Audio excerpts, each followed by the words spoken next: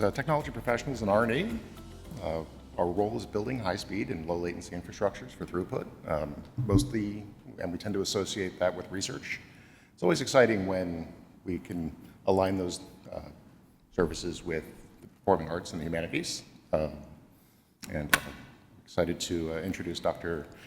Dominic Vincenzano to talk to us about how Internet 2 and JON have been helping to enable the performing arts in the same spaces as well. So, thank you, Doctor. Thank you.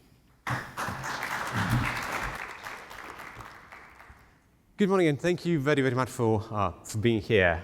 It's a privilege and honor to be here this morning. And art is our universal language. Art is what brings humanity together. And we, all of us, we are the speaker, the creator, the curator, and the keeper of this language. To make sure that we are all art native speakers in some way, we need to make sure that the field is level. We need to make sure that we are creating opportunities for everyone to engage with art openly and fully. And to do that, we need to remove barriers and to make sure that art is not a privilege for just a few people, but it is a fundamental right. It's our shared heritage. And to do so, we need to keep changing and adapting and embracing that as our own ethos. And working in this field, we know very well how this is important, and we keep doing that every day. Whether we are educators or network engineers or administrators, we know that we need to adapt and keep change things in a way that they are constantly aligned with what is expected. And that means in the performing arts, that means that things that we are normally used to look at, that needs to become audible. Things that we need to normally control by blowing into need to be squeezable, or other senses need to be used and needs to be to come into play. Written needs to become spoken. Spoken needs to become written. Far away and distant should be close and touchable. And that's where we can make a huge difference. And that's what this presentation today is about. How Research and Education Network can play such a fundamental role in creating a unique way art, performing art, art education, collaboration in the arts can be completely rethought and brought to a completely different level. But let's start from the beginning. So let's see what are challenges, for example, that arts educators are facing every day. There are lots of challenges. Those are just 4 main categories, but this is not an exhaustive list. There is limited access to technology. You know how expensive sometimes adapted instruments and tools are. There is a limited access to training. So even if we have the technology, we need to have training, and we need to have enough time and resources to train people to use the technology. And there are barriers of all sorts. Logistics, like how to deliver things into remote places. Physical, structural, economical. How to reach marginalized communities. How to make sure that tools are actually matched with people who need to use them. And that's how technology can actually help. We're going to see that technology can help in many different ways. By providing a global access to tuition and courses, by designing specialized tools that can be inexpensive or sometimes free, by creating new platforms, new ecosystem where artists, students can play together, can rehearse, can learn, can create together, and design custom learning path. Everybody is different and everybody learns in a different way, and everybody needs different tools to learn and to engage. And this is even more true in the world of performing arts. And just to give you an example how technology is making a difference, we can take something like a physiotherapy tool, like a glove used in stroke rehabilitation, and turn that into a music instrument.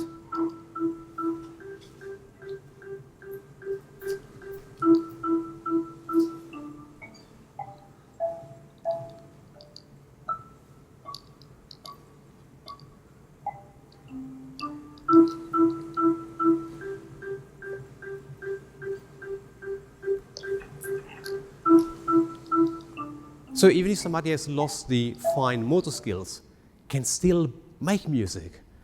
We are bridging the gap between thinking music and actually creating music, making music.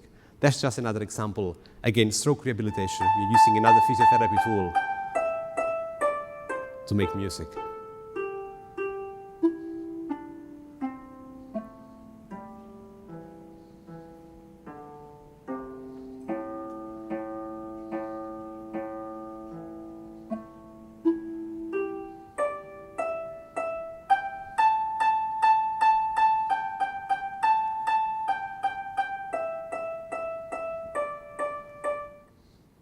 So technology is definitely great.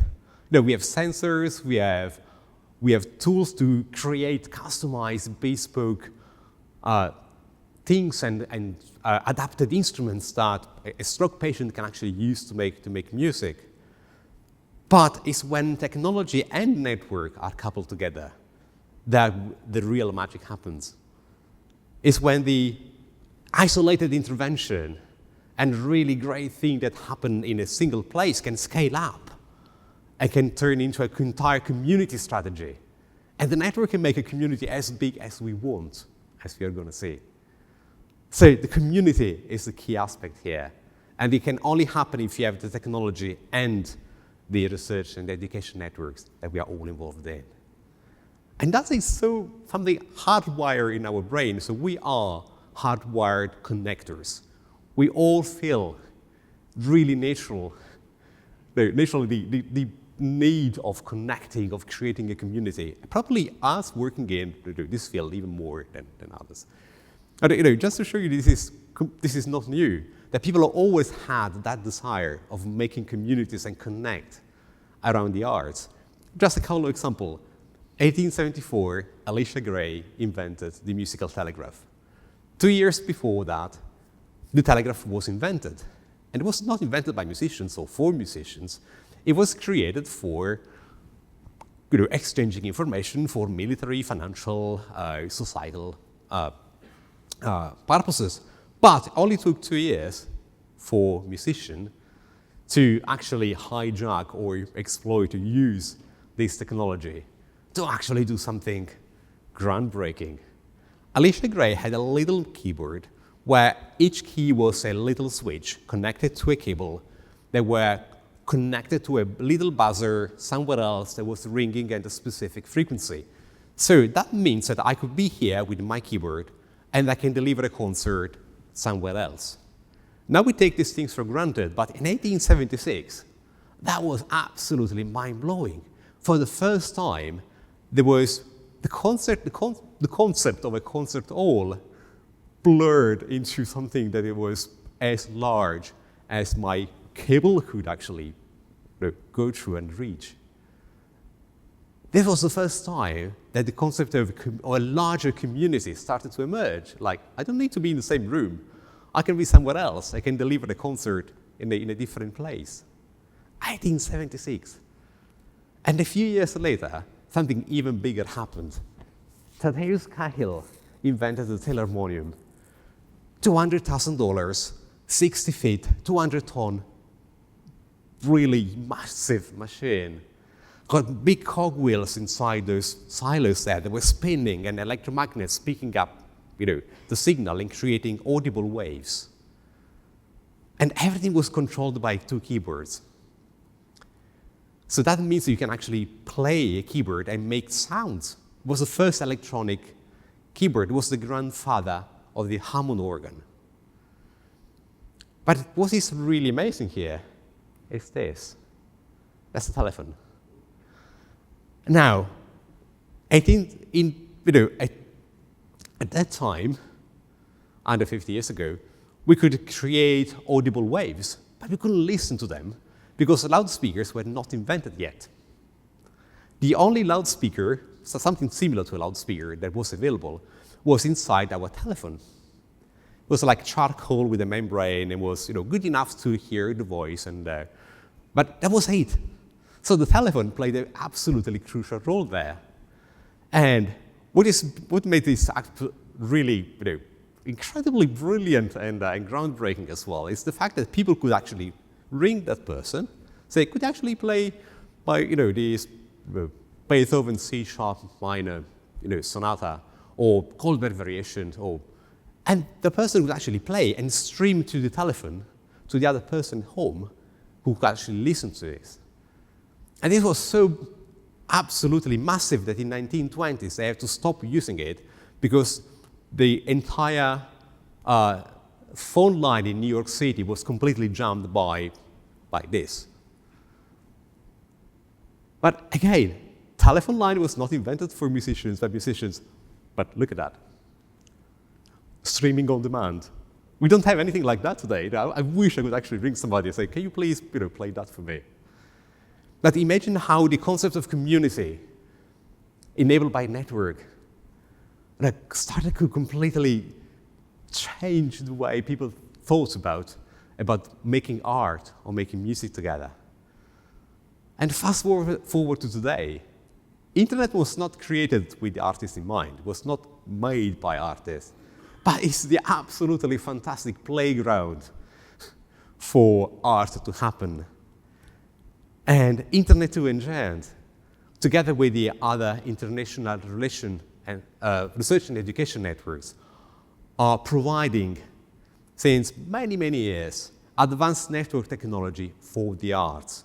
Remote collaborations, masterclasses, multi-site performances are happening every day on our network, making our infrastructure not just for the very few lucky scientists in their lab, but really for everyone, for every student in a music school, in a conservatoire, in an art studio, in a theater, in museums. They can enjoy, they can make art, they can think art in a completely different way thanks to our network.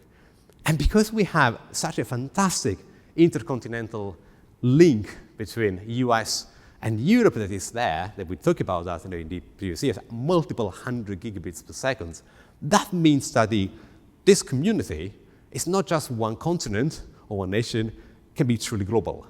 And this is already happening.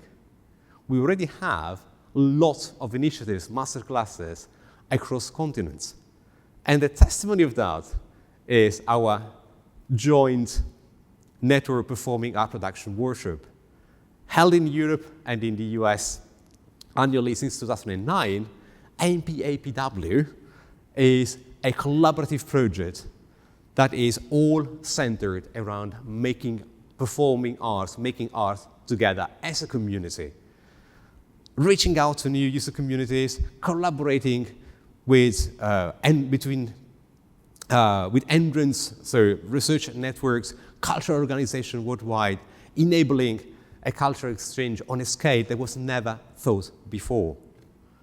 And I'm really thrilled to announce that this year, the Network Performing Art Production Workshop is going to be held in New York City, hosted by the College of Performing Arts of the New School, and sponsored by Internet 2, Giant, NicerNet, and the New School. Registrations are open, the QR code is there, and if you're working in the performing arts, if you are supporting artists, you have to come. It's really, yeah, more than invited. You really need to be there. We need you. We need to make this a community. And it's going to be in New York City, 12th to the 14th of November. And again, it's going to be international and intercontinental, and we are making the most of being at the core of a really global community. So what we do as a community, I mentioned that we take art very seriously. And as a community, we have a set of tools that we created already. When I say we, it's a collaboration of our networks, our national research and education networks, conservatoires, School of Music. And this is just a non-exhaustive list of a few of the tools that we use regularly and we present during the MPAPW workshops in action, so you can come and see them. We organize trainings, hands-on workshops there. And the first one historically is Lola. That is probably almost 20 years ago, roughly 20 years old. One of the oldest, in this environment, tool designed by musicians for musicians. It was born in a conservatoire, so Conservatorio Tartini in Trieste, and it was designed to satisfy and to meet the very strict musicians' demand of having extremely low latency, 4 milliseconds. For a software tool, that's the best you can actually have. And it's point-to-point, multi-point, free if you are an educational institution. So these things normally cost a lot of money. This is absolutely free. And let me show you that in action. This is from an NPAPW or 2022 in Tallinn. A pianist was playing in Tallinn, and a cellist was in Vilnius, so in another country. And as you can see, the pianist has a screen here and the camera, so that he can see the cello player from the other country, and also the cello player can see the musician, and so they can actually use some visual cues to play together.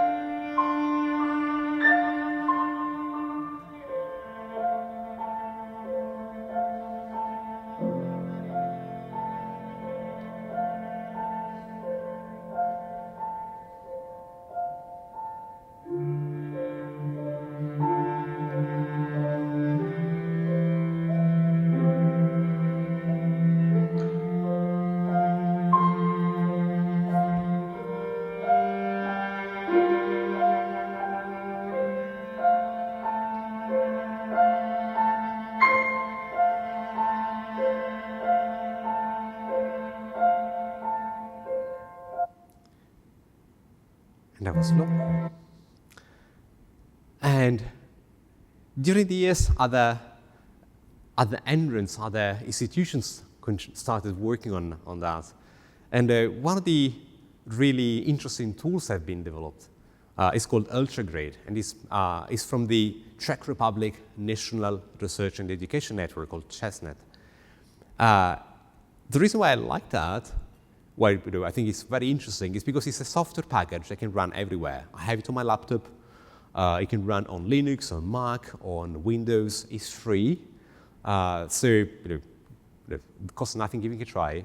And you can use your webcam and your microphone, but you can also plug an external microphone, or you can use a 4K HD camera, external camera, and use and scale up,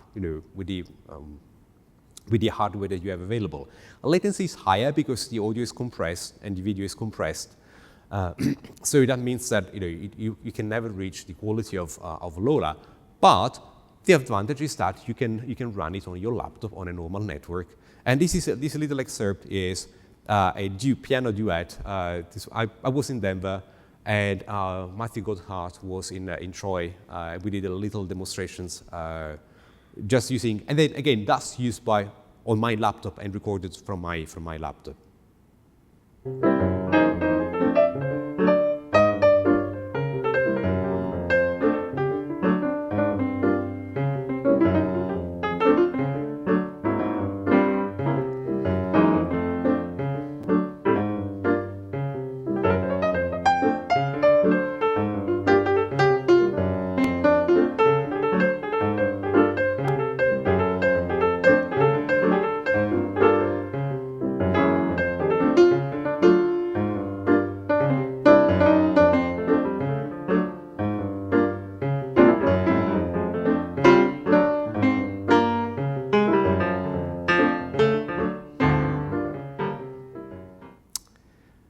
And again, from CzechNet, we have another tool called MVTP. If you don't like the idea of having a laptop to do audio-video communication in the arts, this is a standalone single device that is based on FPGA, so it's extremely fast. So you got 3 milliseconds latency plus of course the speed of light, because it goes on a fiber. But the good thing about this is that you just need this tool that can fit on a rucksack. You plug the network, plug the video, plug the audio, put the IP address of the other box, and you are ready to go. So it's a really convenient solution for mobile studios, for example. And again, this is coming from our community. And this is an example of this in action. That was MPAPW last year in Vilnius.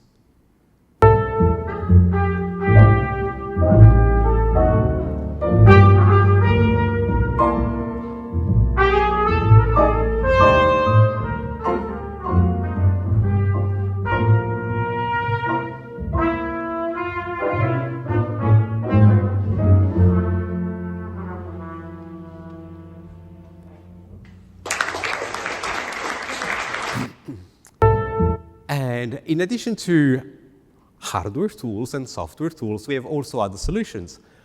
Part of the GEN project, as a part of the GEN project, we are involved in the development of WebRTC-based, so web-based, essentially, tools for audio-video communication. It's something like a video conferencing tool that is also very suitable for audio, for music performances and art performances, like theater or concerts.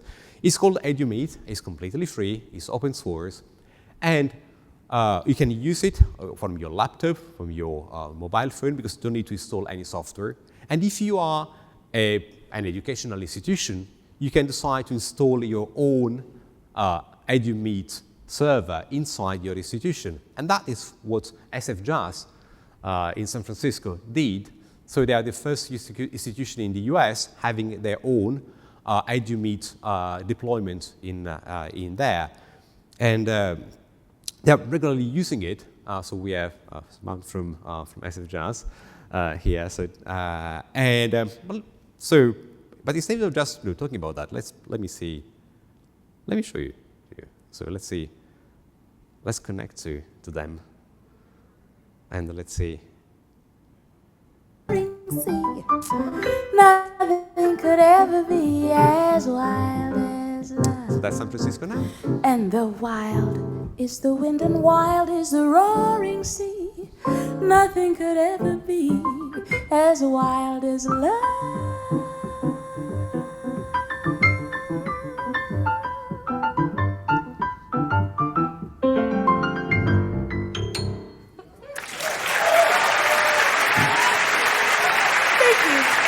And you can hear the audio quality.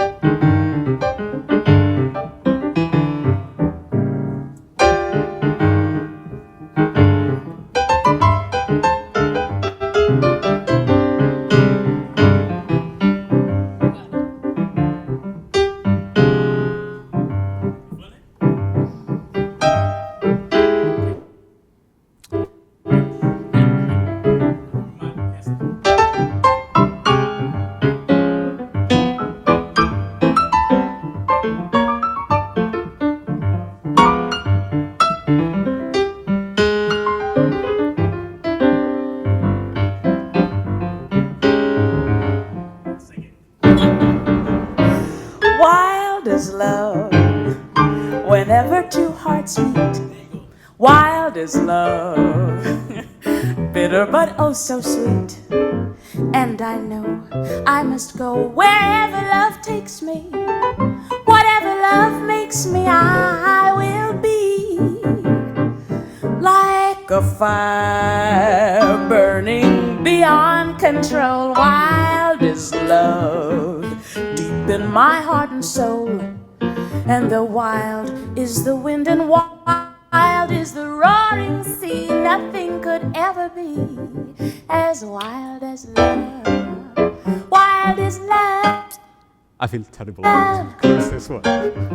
Whenever two hearts meet, wild is love, bitter but oh so sweet. And I know I must go wherever love takes me. Whatever love makes me, I will be like a fire burning control. Wild is. So this is on, of course, on a wireless network. So, and imagine this on a, like if you have a proper wire connection, and how amazing the quality is. So this is using the Opus codec. So they are the same codecs that Zoom high fidelity is using, and it's completely free. Again, quality is amazing. It's nice. It's smooth. The audio is fantastic. And again, this is just using the same wireless that we are sharing. So I have a few glitches just because of that. But imagine that you're just using that with the cable network. So again, can completely change the way performances can be enjoyed. Tuition can happen, and it's free. It's completely free, open source. You can try it. You can use it. So we've done this. But let's before, since we have a few minutes, just a little experiments, just to show you. Again, how we can make music together using the technology and network and how put things together. I'm going to use now my smartphone. Smartphones are quite useful, and I will need some help. So I invite Karin to join me.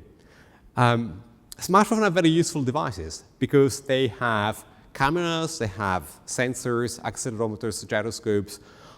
You can use them to detect proximity, but you can have a camera that is tracking your mouth, for example, or your head movement, eye movement. So you can actually make really, really customized, bespoke, very inclusive tools just by using your phone. So what are we going to do here? I'm having this with a little app that is tracking the movement of the face, going left to right. I mapped that to a pentatonic scale, C4 to G6. And what I'm going to do with that, so actually what Karin is going to do with that, so you'll be the soloist with this. And I'm sending data from here to my laptop, playing them so we can first of all listen to them. And let's try that, let's see how that works. Okay, let's mix it up. So you have the soloist now. So we can make music using a sensor, just using our face. Data are sent to my laptop and they're played here. And we can do more than that. There is a nice protocol called WebMIDI. And we can take the MIDI signal coming from the phone to the laptop and we can share it. We can embed it in an EduMeet, for example, chat, or in this case, what I'm using a little client. So if you use this QR code and you're joining with your phone, what you can do, you can actually listen to the stream on your phone everywhere you are. You can just leave it there. Or you can even play, because you have a little keyboard, you can play.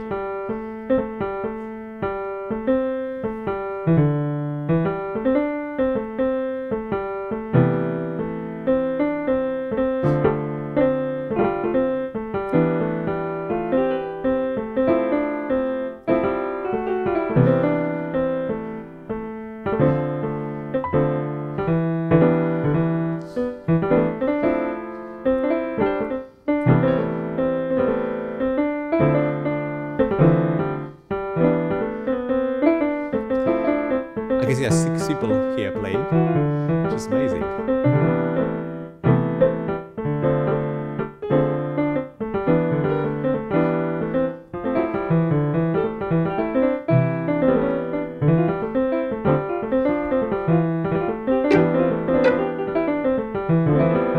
change the instrument, yes.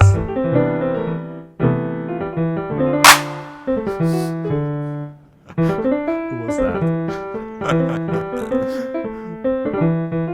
Brilliant. So again, this is like a little tool, but imagine this embedded in a traditional like video conferencing like teaching tool. So a music teacher can actually deliver training using the audio and video from EduMeet, for example, and using Web MIDI to send MIDI messages. And that can happen using customized, adapted music tools. Or we can have sensors on a paintbrush, and an artist can actually provide feedback about the pressure and about the way the artist is drawing or is painting. Or a theater, a dancer can have sensors on them. And they can actually move, and then the movement can go, information can go through through the network to a choreographer or another dancer somewhere else. Thank you so much, Kevin. Thank you. Oh. So, art is not a privilege of a selected few. Art is our global language, is a shared heritage, and is our collective right. But art can only flourish where everyone is truly involved and engaged and empowered to participate and be part of a community. And we need to claim back the right to connect and be connected through art. And yes, today is today. R&E Network are here to bring us together as a truly global community. Thank you.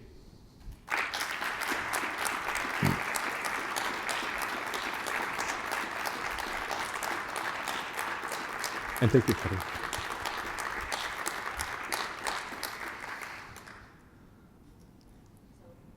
All right, I own a 9-year-old.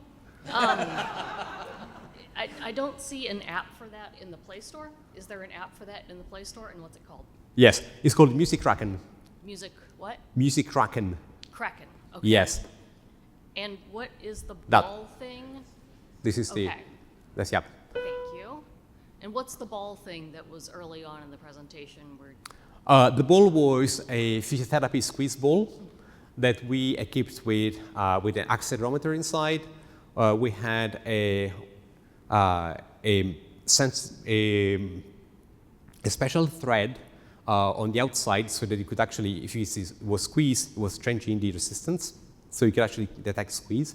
But you also put inside a little vibration transducer so that it would actually give haptic feedback to the person, because again, we were using that in stroke rehabilitation, and we're working with stroke patients that lost the fine motor skill. So in that case, it was useful for them to understand when it was reaching the range of motion. So we use that as a tool to give feedback to the patient. But again, we use that as a way to show that we can make music in any way. We don't need to have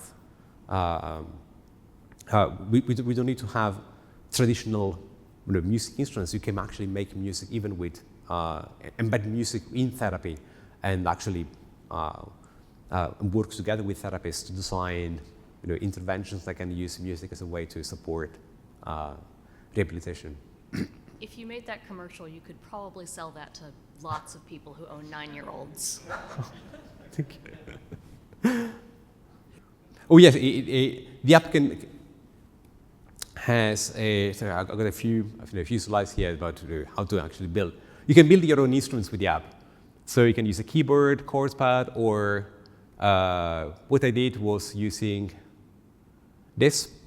There's a face tracking, and you can use right eye, left eye, mouth open, or X, Y, Z are related to the head movement, or the tongue as well. So, and after you choose that, there is another mapping object. You can decide the music scale you want, the range. So you can use like C Mixolydian, for example, map it to your tongue movement, or eye tracking. So again, even if the eye is the only thing you can move, I said, you can still make music, you can still make art, you can still be part of something. In this vein, is it possible maybe to map the signals to phonemes to possibly recreate speech, thinking like Dr. Hawking, where he could look, I think he had a visual keyboard, but could you use the facial motions or hand gestures to emulate phonemes, Definitely. recreate speech? Yes, exactly. So this is just an example about what you can do, but of course, as you can imagine, technology can up almost anything to anything. And it was just for me a way to show that when technology and network are together, you can really scale up with something really nice happening here to something that is immediately affecting a community and create a community. MVTP. What are some of the challenges that you run into when it comes to like synchronization between two or multiple players across countries or continents? Okay, if you are of course just point to point, in that case you don't have anything special in place. You're just relying on the symmetry of the link. So you have the same delay going from here to there, then there to here. If you have multi-point connections, you might have 2 points that are close and one is very far away. So what you need to do in that case is measuring the delays and then adjusting the delays in a way that the software is able to align the timing based on the network delay. Claudio, which is very similar to what also happens if you're doing microphoning in a big concert hall, and you have musicians that are very close to the microphone, and then others are farther back. You have to work with delays to make sure that they are visually the same. And you can shorten, of course, but you can always add a little bit of delay so that they all feel in the same place. But thank you for the question. Yeah, thank you. Well, there is also one point that Domenico has not touched, but it is money, financing, and production, and so on. Technology can also help you in producing new stuff, new concert, new operas, whatever it is, and in the end, save you a lot of money.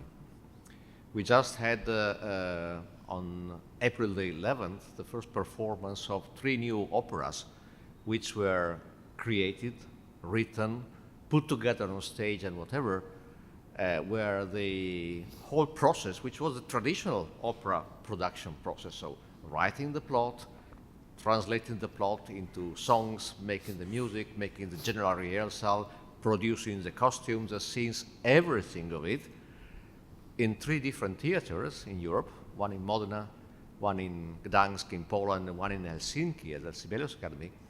None of the people involved ever moved. They all stayed at home. They only moved together 3 days before the first performance because the performance was a traditional one. So they made an estimate of how much money they saved because of that, and how much carbon they also saved because nobody was traveling. And producing an opera like that costed them 15% of the total cost that they should have paid if they were doing it traditionally. Moving all the troupe of an opera theater, you know how many there are. 100 people at least that need to move, meet, and work together. They never moved. So with something like 20,000 euros, they made something which was predicted to cost 100,000 before.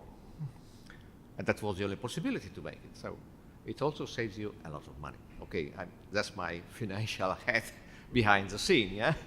But this also helps to do things which are impossible because otherwise you don't have the money. So remember that. Thank you, Claudio. This is also important. That's such an important point, and the combination of saving money and also be more environmentally more friendly. That means a lot, and also I think you touched a very very important point. When we think about technology, we normally initially think about a technologically enabled performance with special effects and lights and visual screens. But as you're mentioning, this technology can support a perfectly classically delivered opera in this case, or concert, but saving a lot of money or enabling or making a more comfortable like rehearsal time for everybody involved, because you miss less traveling, more time with family, or having like easier logistics. So yes, thank you. That's a very important point. Any other question? Well, in that case, thank you so much again for having me, and thank you for being with me today.